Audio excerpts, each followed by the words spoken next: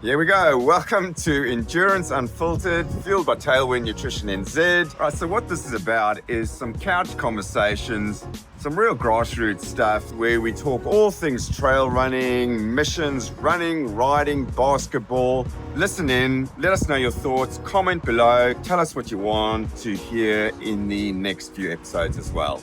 Boom! Welcome back to Endurance Unfiltered. Today we're sitting with Hazel.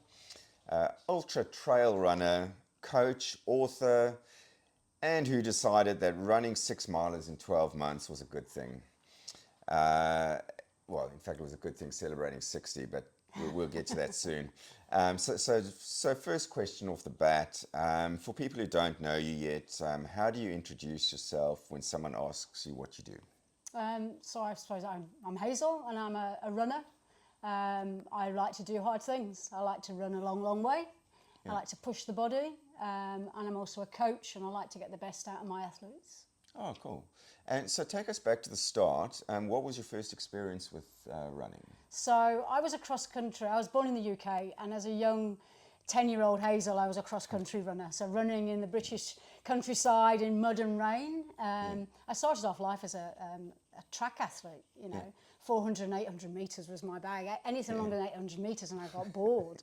That was it, you know. It was like, okay, twice I can count and that's it. And then I joined the British Army, and then as part of that I had to be fit because I had to do a running test every year. So I thought, oh well, might as well run a bit further. And I did my first ultra sort of distance of 90 miles in 1987, I think. So you went from 800 odd metres, 2 odd Ks to suddenly that. There was no sort of marathon. No, I did no marathon before my 90 miler. I did a couple of halves maybe. And then I thought, oh, this is good fun. This is great. But then there wasn't much of it back then. So it was like, okay, just put that on the back burner. And just did marathons and half marathons. Yeah. All right. And so was there a moment or a race where you thought, okay, I'm capable of doing this? I think that 90 miler, you know, and I was only, what was it, 1988. I thought, okay, I like running a long way, and I think I could run a really, really long way. And it was about that time I read about the Marathon des Sables. All right. So in that run, early days, how much of that was fun? All of it was fun. All right. And a different type of fun, you know. It was a looped course. It was a 5-point-something mile course. Wow. And you had 24 hours and you ran as much of it as you wanted to. A bit like the Blue Lake, Oh yeah. So I just grabbed somebody in the middle of the night to run a few loops with me. Yeah. And before I knew it, it was daylight, and then I finished and I'd done 90 miles. And I thought, that's pretty cool, that. 90 miles, interesting. All right, let's talk about this project that you had, the 600 milers project. So 600 milers in 12 months. That's a big achievement. So most people hear and think about that, and they probably consider you slightly unhinged. Probably. Possibly. What made you even want to do that? How did you go from, you know, I guess those early days, and then you've obviously had, you know, experience in milers, and then suddenly going 6 in 12 months. That's a big achievement. Yeah. So I suppose I did Northburn in 2023 was my first miler. Yeah. As in 100 miles in one go. And then I'd already entered Northburn 2024, and a couple of other 100 miles in 2024 to 2025. And I turned 60 in January 2025. And I thought, when I did Northburn in the March of 2024, I thought, okay, why not do something like 6 100-mile races in a 12-month period to celebrate turning 60? So I thought, okay, what 100-mile races are out there? So after Northburn in 2024, there was the fault line, first fault line in 2024. So, okay, that gives me 4 weeks between.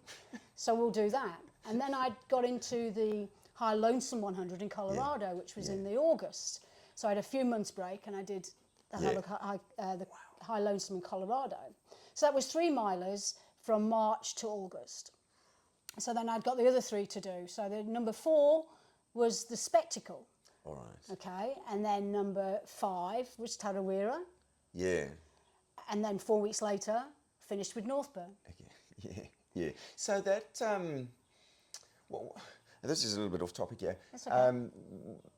These 6. Yeah. Were you looking at that logistically or time-wise between events? Like, how did you get to the 6? It was just looking at what 6 was available in those 12 months. There was no science to it, Yeah. really. I mean, my coach was like, okay, yeah, we can do this. 4 weeks between, yeah, we can make it work.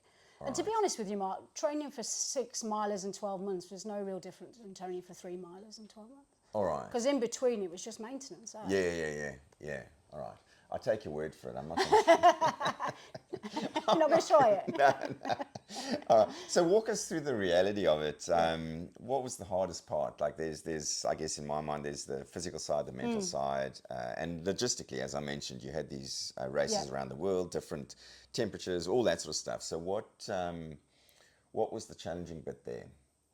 I think the challenge, well, first of all, each miler was very different in its own right. So it brought its own challenges out. So I was very conscious of just focusing on the 1 hour's deal that we're training for, not looking too far ahead and going, okay, so I don't know, say it was January and it was okay, it's Northburn in March, and that's what I'm focusing on, Northburn. Getting to Northburn in the best shape as I can, finishing Northburn. And then not till after Northburn did I then look at the next one, the fault line. Right. So just keeping in the moment, you know, and just focusing on that one. Otherwise, it can seem too overwhelming. Yeah. So that was really important to me. But mindset is something I'd work a lot on. So it was really easy for me to be able to just focus on that particular one. The logistics, the hardest one was the one in Colorado. Yeah. You know, flying to the States, you know, having to have a pacer, having to, you know, sort out the logistics of getting to aid stations, you know, being at altitude, you know what it's like, you know, having to acclimatise and try and be as acclimatised as I could be. So I think that, the logistics for that one was the worst, but I think just keeping present and focusing on that particular one was really important. So if we can just dive in, just on the mental aspect, what did you actually do to help you mentally? So I would consciously not look at the routes or look at the profiles of any other 100 mile apart from the one I was focusing on. Right. So I'd only think about what does Northburn look like, what's the aid stations like, what's the route like, and just focus on that. Yeah. Because the thing with the 6 for 60, it was not a given I was going to do it. Yeah. You know, setting a hairy, scary goal where there's a chance of failing is the drive. So to give myself the best possible chance of doing it was, I just need to look at this one. Yeah. So that the narrative going through my head was, okay, this training run is to get you to the Northburn start line, or this training run, this is the fault line. Yeah. You know, because we're now focusing on the fault line, and then not until I've crossed the finish line of each event would I go, okay, now I need to recover, now I need to look at the next one. Then I'd get the route out and I'd get all this, you know, start thinking about the logistics of it. Yeah. Did you, I mean, you're lucky to be able to talk to Anna, your coach. So did that help? I guess, she's got bucket loads of experience. She's done milers, all the rest, milers, all that sort of stuff. Did she help as well, you know, on the mental side of things as well? So absolutely, because for the relationship I have with Anna, because she's been coaching me for about 3-4 years now, is, you know, I can talk through anything about how I'm feeling, and she'll just say, let's just think about this. Don't worry about that, Hazel. Let's just, you know. So she kept me on track, very much so. All right, interesting. Were there moments during those 12 months where you questioned if you could actually finish?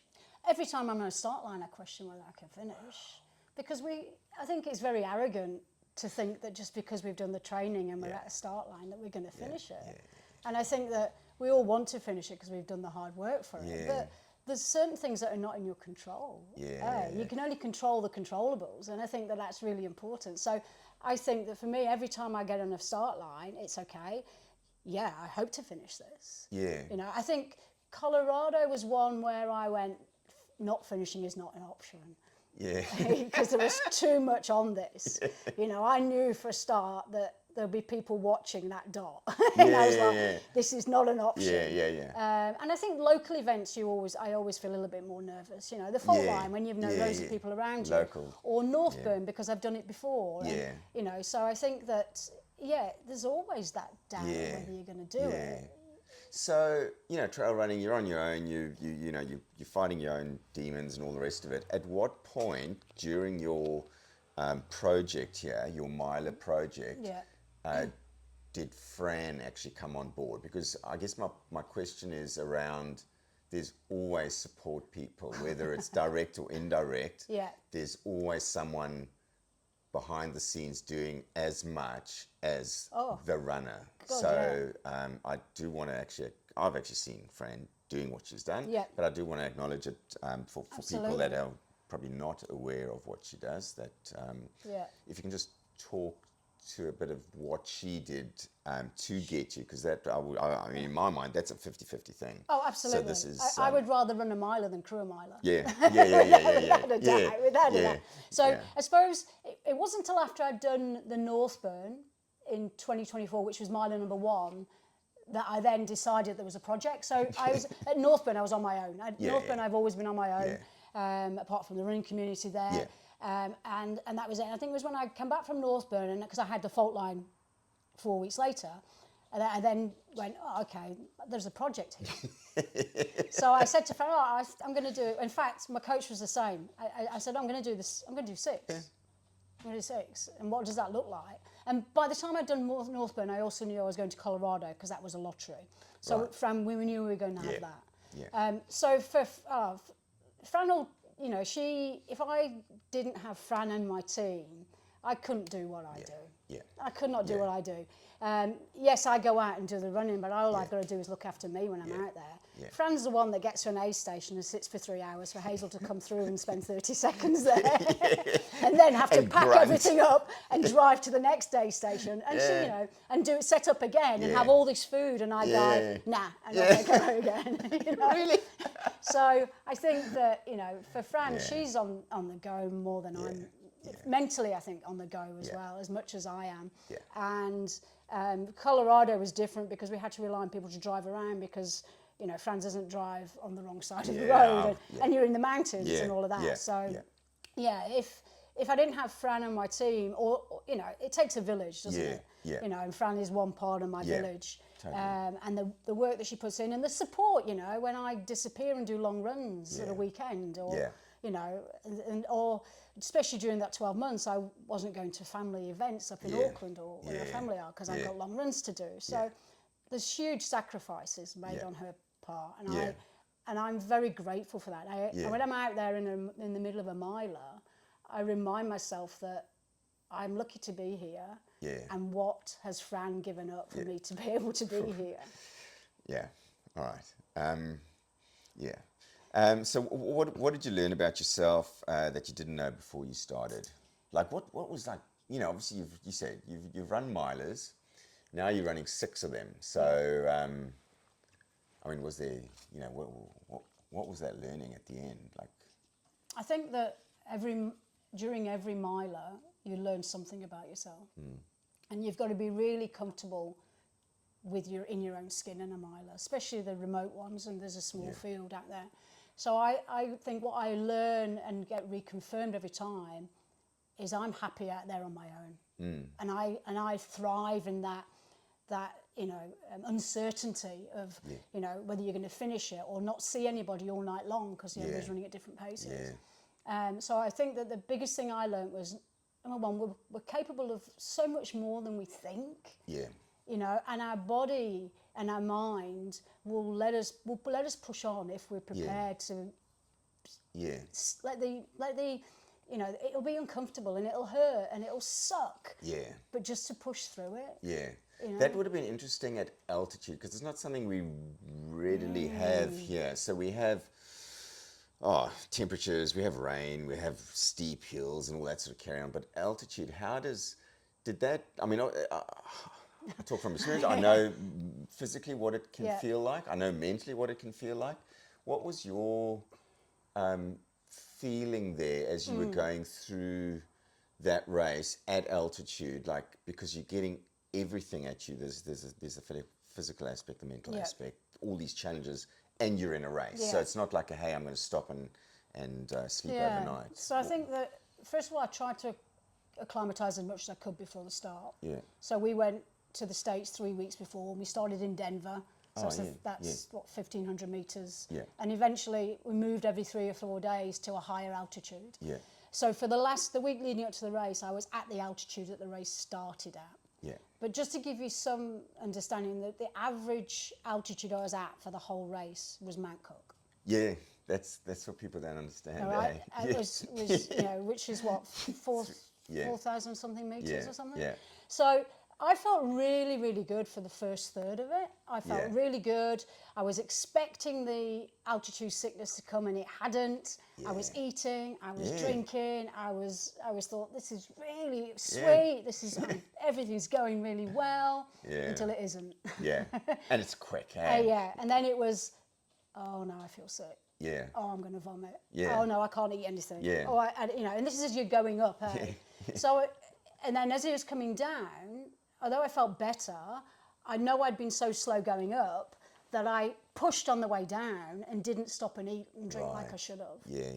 So for me, it was, I had this big, overwhelming, nauseous feeling for probably, I don't know, 10 hours, 15 hours of the race. Yeah. And I could literally get nothing in apart from water and ginger ale mix. Wow. And that was it. Yeah. That was it. Until I got to an aid station called Monarch, and they were cooking bacon. Yeah. And I could smell this bacon. And it was like, oh, I want some of that. I'm back. Exactly. Yeah. So the altitude was interesting. Yeah. Really, really interesting. All right. So this is quite a cool part for me. I might have introduced you as an author. So the Marathon des Sables and the book. This is cool because not only have you've sort of experienced the race, you've actually written a book, and I really do encourage folks to read the book, support Hazel, and I'll let you talk a little bit about that, where they can buy it and all the rest of it. But let's just start, for anyone who doesn't know, tell us a little bit about the race. Okay, so the Marathon des Sables is a multi-stage race across the Sahara Desert. It's 250 kilometres in 7 days. And it came about in early 1980s, and I heard about it in the mid-1980s, and I popped it on the bucket list. Jeez, slow burner, hey? Slow burner, slow burner. Yeah. Just another project. You didn't, Fran, you didn't get the memo? I sent you an email. It was one of those things. I knew I wanted to do it, and I knew that the thing I had to work on was the mindset. Yeah. I felt that physically it would be okay, but I think that to put yourself through that endurance and that uncomfortableness day after day would take the strong mindset. Yeah. So I just knew I needed to do it late. I was only 18 when I read about the book. So it was like, I need to put it on the bucket list. Yeah, and it's not something that you normally run a stage race in sand. It's that alone, let alone the heat and all the rest of it, would bring certain challenges.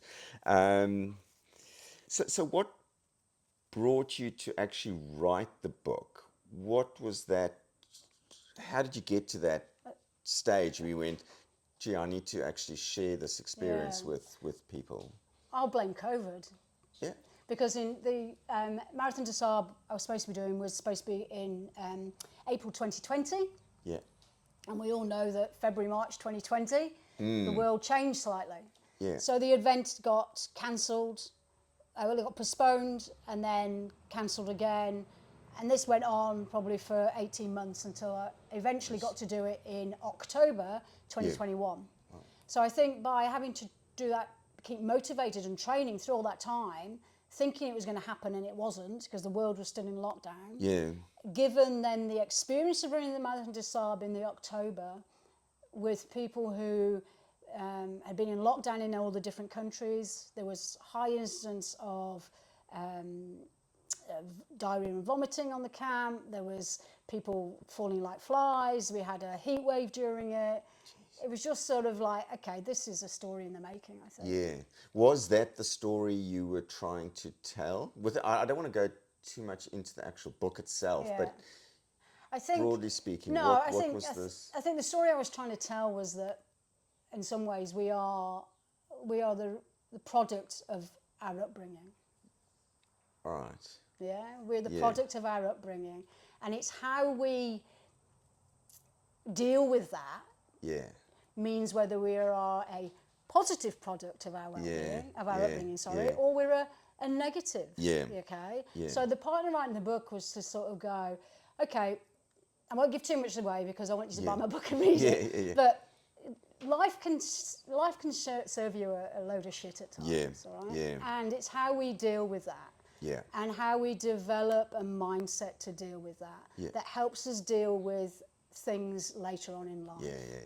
And I think that the book and what happened in my childhood sort of shaped me as a person and shaped my mindset. And I'm a what you see is what you get. Yeah. Yes, tough things happen, crap things happen to people. Yeah. It's how you deal with it. You get up, you dust yourself off, and you get on with it. Yeah. And that's probably the reason then I wrote the book. Was part of it was during COVID, me not going, okay, no, I'm not going to do the MDS, it's too hard, I'm going to put it at one side. And then getting out there and it being really hard, because if you imagine something like 50% of people didn't finish this. So you had people in your tent who were DNFing, were pulling the plug. So then you have this almost survivor's guilt. So you go, oh, okay, oh, maybe I should stop. Because everybody's pulling out, so it must be really hard. So you've got that mental thing going on. So when they DNF, do they carry on to the different stages, or do they actually leave No, they the sort of leave. camp? They So leave so the you get camp. back and you're like, oh, I'm the That's only right. person in my tent tonight. Well, some tents tonight. were. And the tent next to us, there was just one guy left in at the end. We were fortunate as that we started with 8 and we finished with 6. All right. So we only lost 2.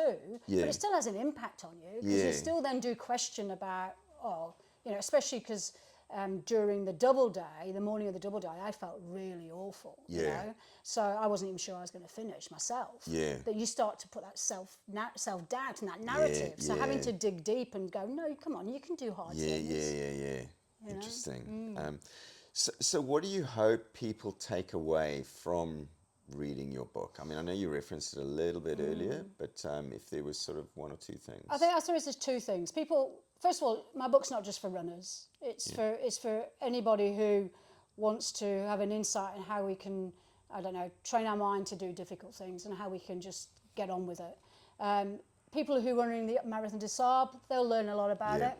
Yeah. I think just reading about it and understanding that, we are a product of our childhood and we can use that to our advantage. And I think that if we set our mind to something, we can do it. If we have the right support and we have the right people around us and the right resources, then we can do it. Yeah. So I've read the book, obviously. So mindset learnings was quite important, and particularly mindset learnings from someone you know. So it wasn't sort of someone overseas who you kind of aspire to. I aspire to be like you, but I know you as well. So it's like, wow, this has just got a whole lot closer. And also, I think, as you mentioned, there's a lot of transferable stuff in there that you don't have to be a runner. You just be normal folks, just do park runs, way better. No, but there's stuff that you can transfer into your daily life, into your personal life, kids, family, all that sort of stuff.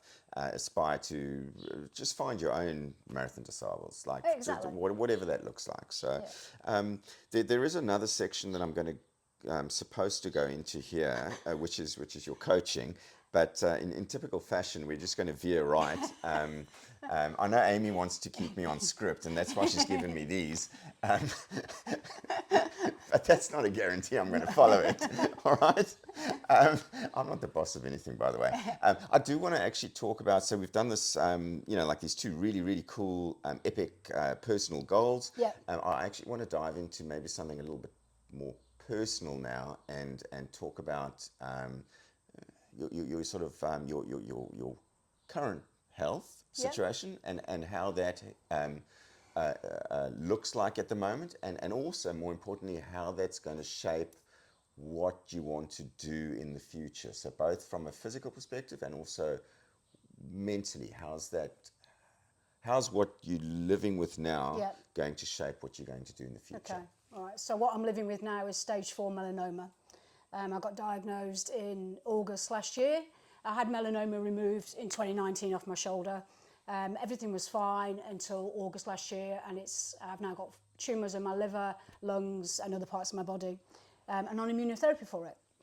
I'm really, really fortunate in the fact that it was diagnosed really quickly, Mark. You know, I had no symptoms apart from this couple of lymph nodes that had come up, and I had a quick diagnosis. It never stopped me doing anything. I was still running. I'm still running. So I think with melanoma, with any cancer, you play a bit of a waiting game from when you have tests to when you get results. So it's during the couple of weeks early on in the diagnosis, I was like, okay, so what if it's not treatable?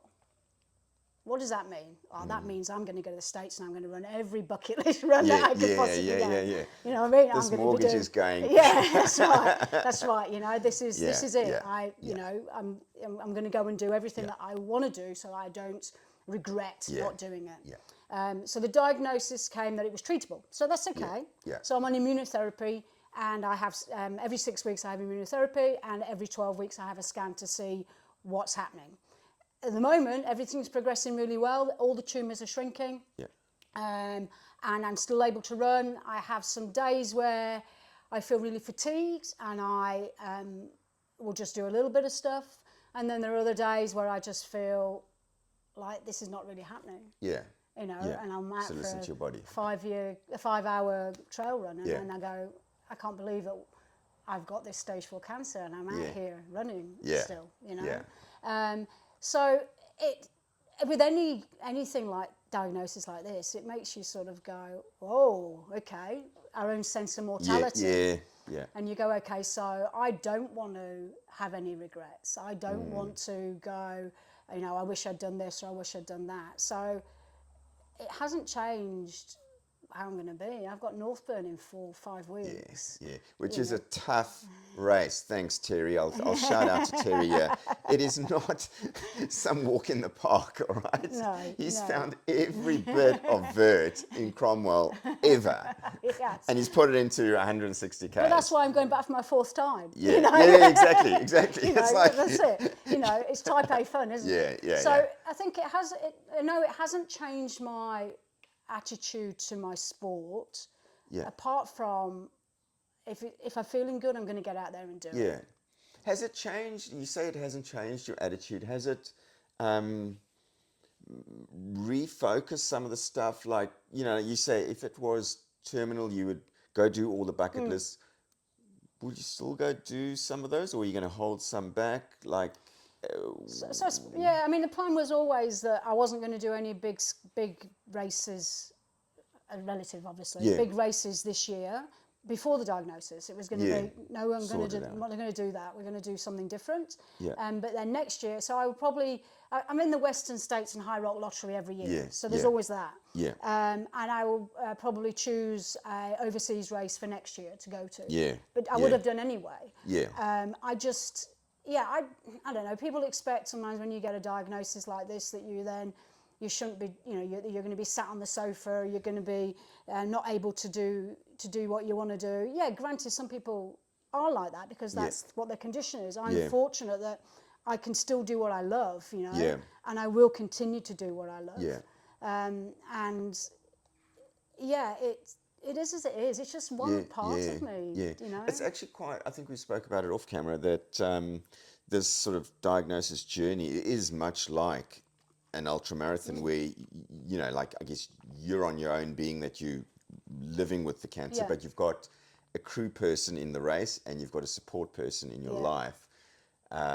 So things can be, you can control that narrative being either a positive outlook or a negative outlook. So next chapter, we're going to talk a little bit about your I guess your coaching journey, and I guess the first question there is, why did you become a coach, and what were you looking to? So two parts. Why did you become a coach? What are you looking to give back to the running community? Sure. So first started sort of informal coaching when I was in the armed forces. Right. As a relatively accomplished runner, I would be Yeah. helping other people who weren't so as accomplished to get fit enough for their annual tests. Right. So I was sort of informally coaching then.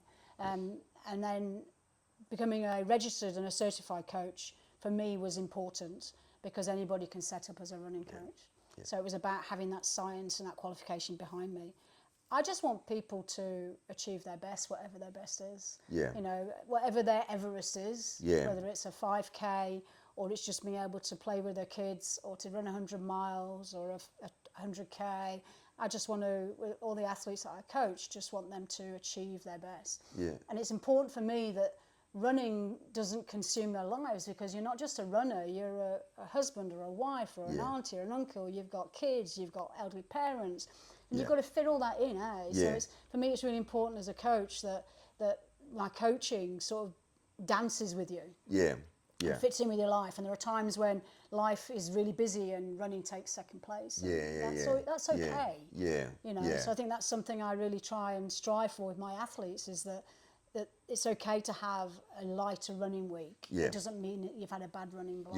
Yeah. And a little bit off script again. No. No surprises. As a running coach, Yeah. what made you decide to get a coach? Yeah, so it'd be really wrong for me to promote coaching if I wasn't open to a coach. That's the answer. That's the answer, eh? You know, straight off. So I don't want to have to think about and plan my own coaching. Yeah. It's not that I need somebody to be accountable to, because I'll get out and do it. Yeah. The problem is I'll do too much maybe if Yeah. I'm not going to coach. Yeah. Also, I want somebody else's eye on my coaching so they can give me feedback, external feedback. Yeah. Because external feedback is really important. And if I am trying to get people to say, yeah, you should, if you want to achieve great things or you want a bit of assistance, then having a coach is a good idea. Yeah. Yeah. Then I need to have it. Yeah. Just makes sense to me. Yeah. And having a coach who has done this, who meets me as an equal as well. That's the Yeah. thing with Frosty and I, is that, Yeah. you know, I can push things back about what I want to think I want to be doing, or et cetera, and we just have a really good conversation about it. Yeah. I once, in my early days, had a coach who was a friend of mine, great runner. We were doing this event in South Island, and I had finished, I think, or done a shorter distance. Yeah. He phoned me and said, I'm having a terrible day, I'm going to DNF. Thanks for listening to me, basically. And I said, don't DNF, walk the whole bloody thing, Yeah. because you can't coach someone about DNFing and having a crap day if you haven't done it yourself. You know, I don't know how I got that wisdom, because I'm not that flippin' clever, all right? But it just all came out, and like, he thanked me afterwards. But I think that's quite important, not, you know, for you as a coach, having a coach, because, Frosty's done just about everything, but like, you know, you as a coach and Frosty as a coach as well will just be like a winning combination, rather than just having one person who may assume you know everything. It's nice having that external Yes. person who's you need to be accountable for as well now. Yeah. So it's not just you being accountable to your training program, you're actually accountable to Absolutely. your coach as well, and to Absolutely. yourself. Yeah, So I think, and obviously the diagnosis has made my running different. yeah, That's the biggest thing, is Yeah. that I was on 3 weekly treatment. So that would Right. mean week of treatment would be a recovery week, Yeah. then I had a build week, and then Yeah. a peak week, and then down here. So my Strava was like that, you know, and now it's 6 weekly, so that's better. But you Yeah. know, Frosty's really conscious that the week of treatment, I just do as much or as little as I want. Yeah. So I just move, you know, Yeah. there's nothing really heavy in the program on Yeah, that. yeah. And so, in terms of the athletes that you coach, what are you getting back from them? What are some of the learnings that you can put into some of your sort of running journey, your coaching journey? That's a good question, yeah. That's a really good question. If I can just stop there, that was Amy's question. Amy, that was a really I'm not good taking question. any of the kudos there, right? Anything good? It's Amy's. Yeah, I think, you know, with the clients that I coach people all over the world, okay? So I've got people in Colorado and Australia, all over New Zealand. And what I get back from them and what I learn from them is the fact that it's that communication with them is so key. And sometimes all they want to know is that they're on the right path, and that yes, it's okay not to do that run today, and no, it's not going to make you any, not make you less fit or anything like that. And also just hearing back from my clients when they go, they trust the process and they trust me. Yeah. So and then they go out and they achieve great things, and I just feel really proud of the fact that they've gone out and done that. Sort of like a follow-on question to that. So when an athlete comes to you and has their big, scary, audacious goal, their 6 milers in 12 months sort of thing, what do you tell them? Like, is it the same message to every person, or I mean, that's an interesting question for myself. Like, or do you know that, obviously you know your athletes reasonably well. What's that process like? Yeah. What is big and scary for them and you that's achievable, I guess? How does that all work? Yeah, so I suppose that when the first somebody reaches out to me to coach them, which is normally via Instagram or something like that, because they've been following me for a while or whatever, then the first thing I do is I have a discovery chat with them. So I have a call with them to see if why do they want to coach, why have they chosen me, what's their goal, what's their objective, and then I look at whether that's achievable given where they're starting from, given what time commitment they've got to do the training, and it's about being all sort of fluid and organic. Like some clients will come to me and they want to do the Terrier 100, and they come to me 12 months ago, and then because of life happens, that has to change to become a 100k. And then it has to change again because they get an injury to be the 50k. So I have to be that person who talks to them about the reality, and in my opinion, given what they've done, whether I feel they could achieve it or not. So having those difficult conversations. I think it's quite important because especially when you're in this environment, the whole, hey, I'm chasing the miler dream is great, but sometimes it may not be the reality, and having that sort of person that actually has that really hard conversation says, 2026 might not be the year. 2027 is your year. We're going to just build again. So we're going to flip the narrative and go, this is just going to be part of a building block for the next 12 months. Exactly. So instead of going, you're not a failure, 50k, 20k, whatever it is, you're crushing it, man. Like that's better than most folks around the world. Absolutely. And it's just interesting. It's just about reframing it. It's just about reframing, where they're aiming for and what they're aiming for. Before we move to the next topic, do you want to just mention how folks can actually get in touch with you through your coaching? Sure. Yeah. So Run Hazel Run on Instagram and Facebook. Is this the book plug as well now? Yeah, do that as well. My book is called Brutally Beautiful, and it's on Amazon as a ebook, or you can order a paper copy. And it's in most libraries in New Zealand, I think. Yeah, I do encourage you to actually buy an old school paper copy. And from someone that, again, I'm not saying it just because you're sitting here, I don't read a lot. I am fixated about the Beatles. I struggle to read a book on the Beatles. I struggle to even read books on running, which is ironic. But your book is not an encyclopedia. It's kind of nice and short and easy to read. I actually found it easy to read. So from my perspective as a non-reader, it didn't take me 3 months to get through the book.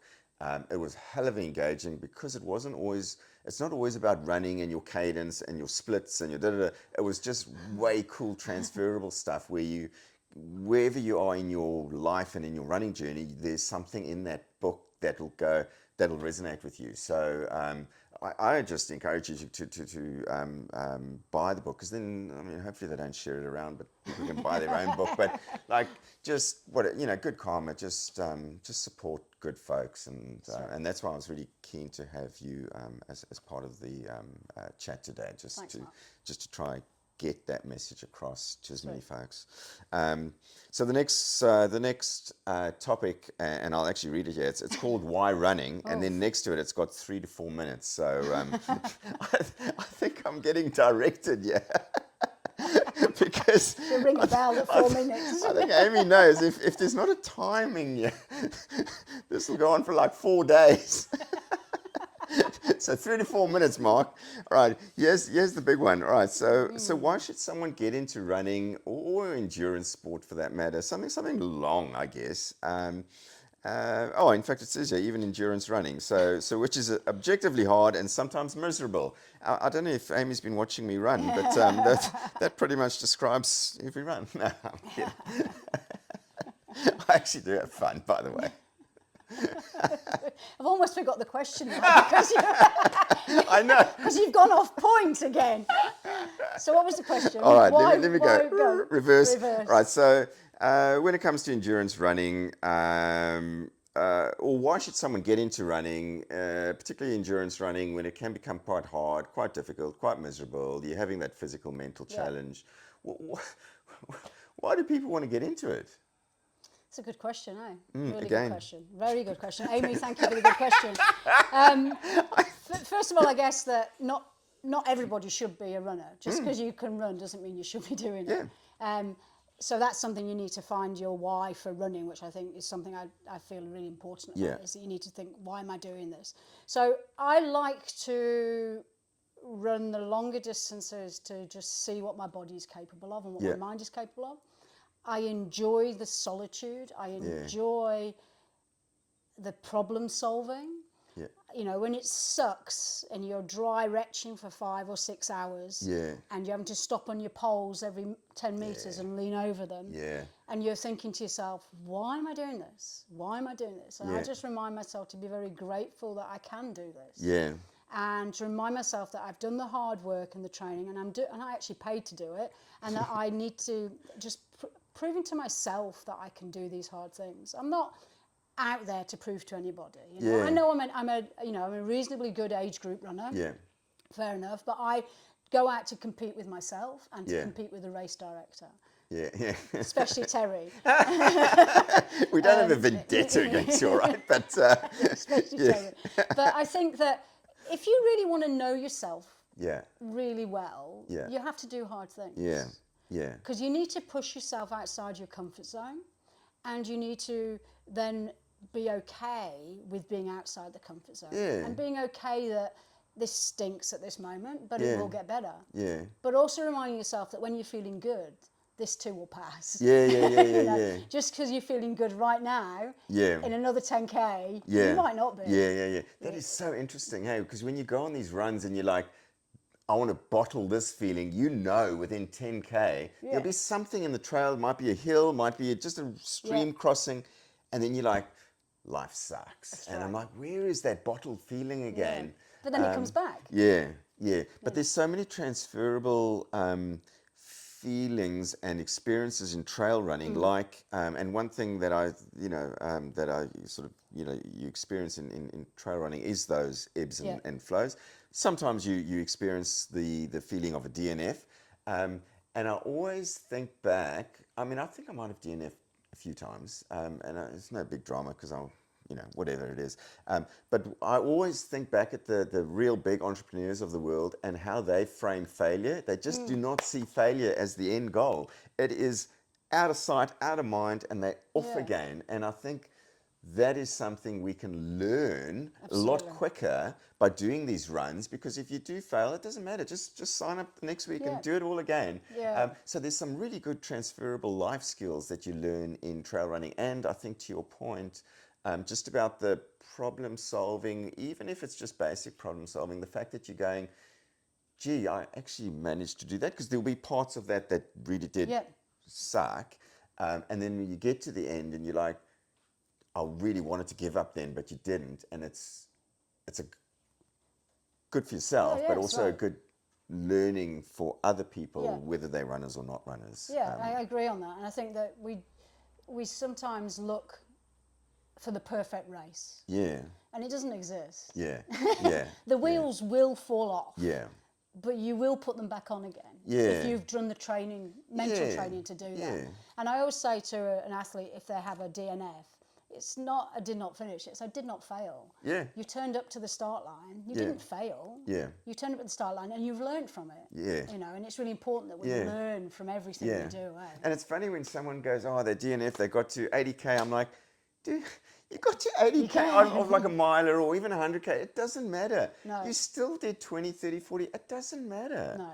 Like, you still had an epic time. Yeah. And to your point again, you were still able to do it. That's right. There's plenty of folks that can't, that'll wish they could DNF every single day of the week just to be able to do 20K or 30K or 15K. So be grateful because you're out in the mountains. And so that I think, you know, people, once they step back, and I guess the use of a coach can give them that sort of, you know, true life perspective. And gratitude is a really important thing when you're out there. So I have a few mantras, and one of them is how lucky are we?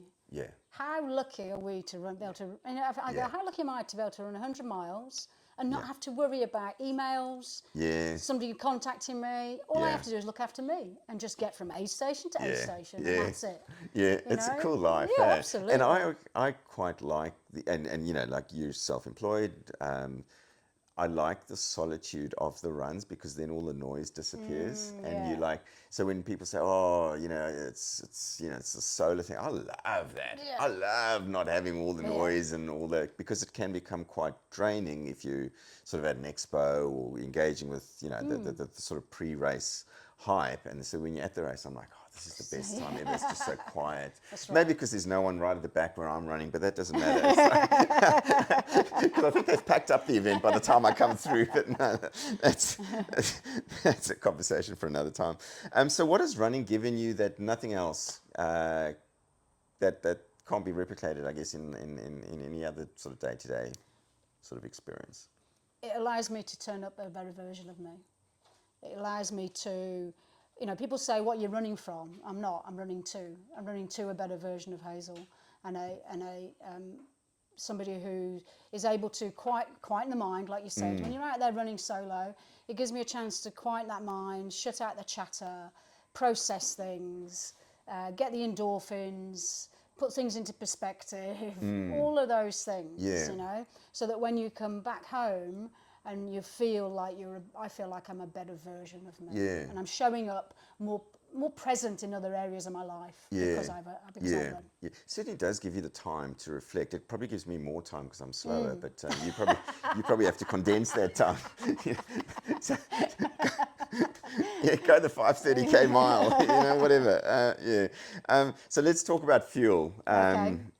So when you're out there for hours, sometimes days, what products do you swear by and why? So in fact, the smorgasbord. What do you use? So my default hydration is Tailwind. Right. Okay, and I really like the Tailwind Rapid Hydration. Yeah. Because I think that really filled a gap that Tailwind had. Yeah. So I really like that early on in an event when I'm eating real food. So in a miler, I can't survive on Tailwind alone. Yeah. And maybe, talk us through that because that is quite interesting, and I liked how you. When we spoke about it, how you were talking about the whole foods and the rapid hydration early in the mile, all that sort of stuff. So, sorry to talk over you, but that's actually a really cool point for people to know. Yeah. So since the introduction of rapid hydration, that has been my go-to early on in a miler because I like to eat real food. Okay, and because I get taste fatigue or the coating of my mouth feels different just on liquid. So I like to eat real food early on. Also, I know that my digestive system has got a habit of not playing ball later on in a miler. Because I'm out there for 24 plus hours. So I will start off on the rapid hydration. Probably, if it's really hot, I'll be on it for a longer, but for at least the first 50K, I'll be on rapid hydration, purely rapid hydration and real food. And that real food can be things like honey sandwiches, peanut butter sandwiches, pretzels, Oreos, whatever. Just getting real food, real calories into me. Okay, and then at some point I will switch to the endurance fuel. Okay, and then I will be sipping on that, but I'll still be taking some real food in as well while I can. Because I know that at some point things will happen. Because I'm out there for so long, I think.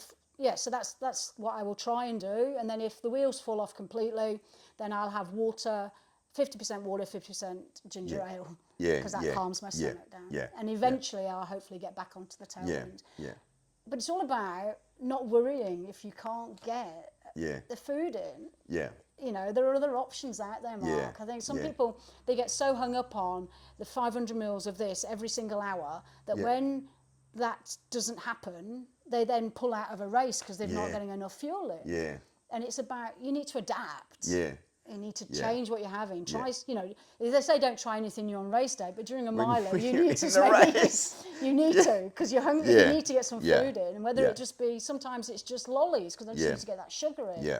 You know, or maple syrup, something like that. Yeah. I mean, you've just spoken about a plan A, plan B, plan C straight away, and so that could be any time in that miler that plan A, plan B, plan C will take effect. So, pretty much. So what specifically about Tailwind works for you? Like what's I think for me, the first of all, the rapid hydration, I like the flavors. Well, I like the strawberry lemonade one, and I like the lemon and lime one. I like the flavors. They're not too sweet. They don't coat my mouth and my teeth. I think they just taste good, and I like the taste of them. The endurance stuff, I think, is more gentler on my gut than other things I've had, to be honest. And I like the naked because it doesn't taste of anything. Yeah. But I also like the Courtney, the DeWalter melon, because that's again my favourite ones. Yeah. During a miler, I'll actually have a recovery as well. So I will have a tailwind recovery at about 80k. Yeah. And coffee was my favourite one, but I had to adapt and let go of that. Adapt. So the birthday cake's okay, but I'm quite keen on the new strawberry flavour. Yeah. So we had 150 sticks of that, and I think I definitely had one, and I might have squeezed 2 out of our stock, and I was like, because I'm so stingy, I'm like, no, I've got to sell them rather than grab one. But I did take 2, and I was like, man, this is good, That's strawberry. So we are getting some more, just as a side conversation. But in March, we'll have the sticks and the larger bags of the strawberry, and it really is nice. Yeah, I really like the flavour of it. It's a flippin' solid flavour, So the whole mixing and the flavour, it's bang on. I think it's a really solid it's not sort too of sweet, chocolate, is it? vanilla. The strawberry will be quite cool. So just in terms of your gear list, so the flat lay. What does that look like? Because I do quite like the fact that, and I guess most folks know that there's a lot of colour going on in our businesses. It's probably just to offset the fact that it's no point. I'm not going to be at the front of the race, so I may as well be colourful near the middle or whatever. So, but I do appreciate that you are at the front of the race and you still bring some colour. So what is that? What are you sort of wearing? Okay, so I have started since I've been a Tailwind ambassador. I have started every single race wearing this purple top. Wow. All right, so I wear this purple top, and I have the fluorescent yellow frat tail cap. Yes. And I wear flowery zinnia bottoms, and that is my race kit. Yeah. So that was and I've literally managed to beg, steal, and borrow something like 4 pairs of the flowery zinnias because they've stopped doing those ones. Oh, hang on. Right on. So that's my go-to. Socks, I have to wear a ninja socks because I get toe-on-toe friction. Yeah. So I'll wear a ninja socks. Footwear, it depends on the trail. Yeah. So I usually wearing Asics Trabuca Max is my go-to for my 100 miles, or the Merrill Agility 5, Peaks 5s I think they're called, is another shoe that I like for shorter ones. My backpack, I think, is I think it's a UD one, ultimate direction one, I think. Yeah. So bulletproof and bulletproof. And nice. But I am quite. I try not to be too ritualistic about things because when we travel for races, we can't always get what we want. Yeah. Like if you have a pre-race meal, and you can't get what you need. Yeah. So, but I am quite attached to my purple Tailwind to start with. I always wear this to start with. Yeah. And my zinnia bottoms and my yellow hat. Yeah. So is that also, I guess you're saying sort of ritual, but it's also the sort of the mindset of, hey, I'm pitching up for my miler and I'm in the best state that I can be, both physically but mentally. I'm in my sort of my game. That's right. I call them my party pants. Yeah. So when cool. I was in Colorado, they go, "Oh, I like your party pants." So yeah, I don't wear the flowery ones for anything else apart from racing in. All right. And the yellow hat I'd only wear for events as well. I wear my top, you know, I rotate my tops around. Yeah. But it's about getting dressed, isn't it? It's about now I'm ready. Now I've done my training. You know, I'm on the start line, and this is my, you know, game on gear sort of thing. Yeah. Is there anything that perhaps I haven't asked that you'd like to sort of throw into this, just as a sort of just to conclude the discussion? I don't think so. All right. Is there anything you want to ask at all? No, No, I don't think so. I don't think so. I mean, you know, as trail runners, we don't do it alone, and I think that's an important message. Is that, and also you don't know who you're influencing. That's the other thing. Is that you don't know who you're connecting with, and you don't know who's being affected by what you say and what you do on social media. And yeah, and I think it's quite humbling sometimes when you get feedback. And I've had lots of feedback after the MDS and with the cancer diagnosis. And I'm just being me, and I'm just being real. Yeah. I think the whole purpose of me having a conversation with you, because you're a very good friend, but I wanted to just from a podcast perspective, have people listen to your experience, and hopefully something resonates, whether it's hey, I want to do a scary goal, I want to do MDS, or I have some health issue, but I still want to be kick-ass in my life. And I'm hoping it's that people resonate with, because now they know who to reach out to. That's the main goal out of this podcast. And I hopefully you don't get flooded with, you know, like 5 million people, but maybe you do. And that's cool as well. You know, and I hope people become comfortable being vulnerable, because I do thank you for being honest and open in this conversation, because again, you've been there for me, so it was nice that you could actually share this with everyone. Right. Appreciate it. Thanks. Oh, that's cool, man. Thanks. For more trail goodness, make sure you like, subscribe, share, do whatever you want. Get the message out there. We hope to see you out on the trails or out on another mission very soon.